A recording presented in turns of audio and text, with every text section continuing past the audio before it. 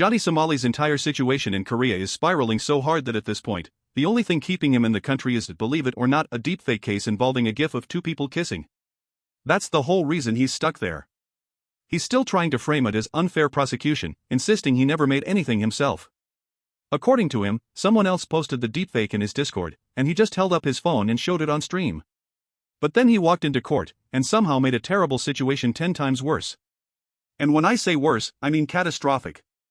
His latest court appearance on October 29 wasn't just a loss, it was a complete demolition. A total courtroom wipeout. This is a man who genuinely believed he could finesse a Korean judge the same way he manipulates chat. But then things got wild. The trial was supposed to include testimony from 3 people: Johnny, his roommate Hank, and Bong Bong, the Korean streamer whose deepfake he broadcasted. Except Bong Bong didn't bother showing up. She was literally in Australia, relaxing, streaming, and basically said her lawyer told her she didn't need to waste her time.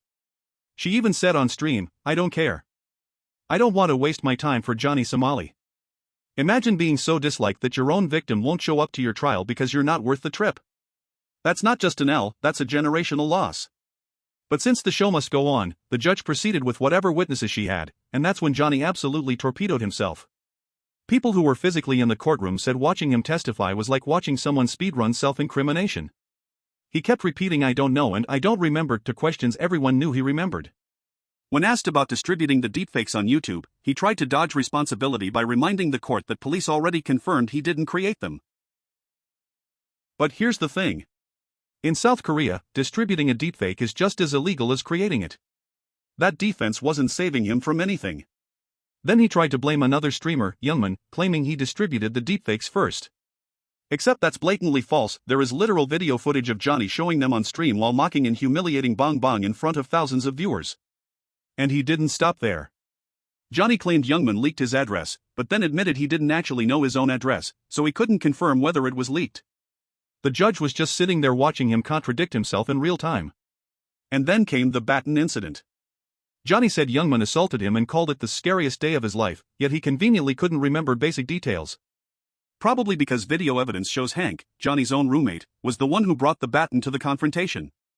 If you're going to lie in court, maybe don't contradict video footage. But the absolute highlight of the disaster was when Johnny randomly tried to submit surprise video evidence in the middle of testimony.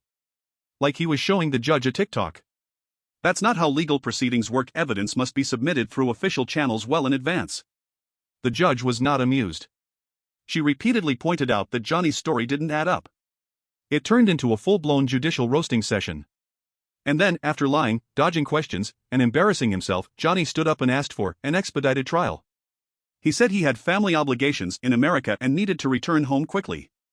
This is the same man whose parents publicly distanced themselves from him. His dad even told him he was ashamed and begged him to stop causing international drama. So when Johnny claimed he needed to get back to his family, even the judge saw straight through the manipulation.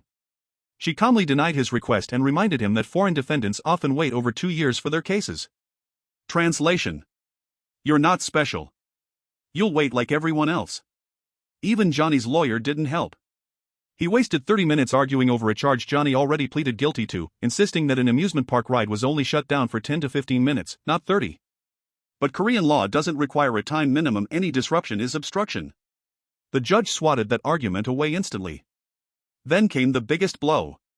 The next court date is February 11, 2026, more than 3 months away. And that's just in hopes that Bong Bong shows up. If she doesn't, they'll delay it again. And again. Legal experts say this could easily drag into summer 2026 or later. So Johnny is stuck in Korea for at least 2 years, possibly longer, and could still face prison after all that.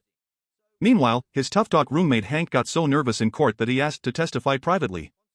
The same guy who brought a baton to a fight suddenly needed a safe room because spectators made him anxious. You can't make this up.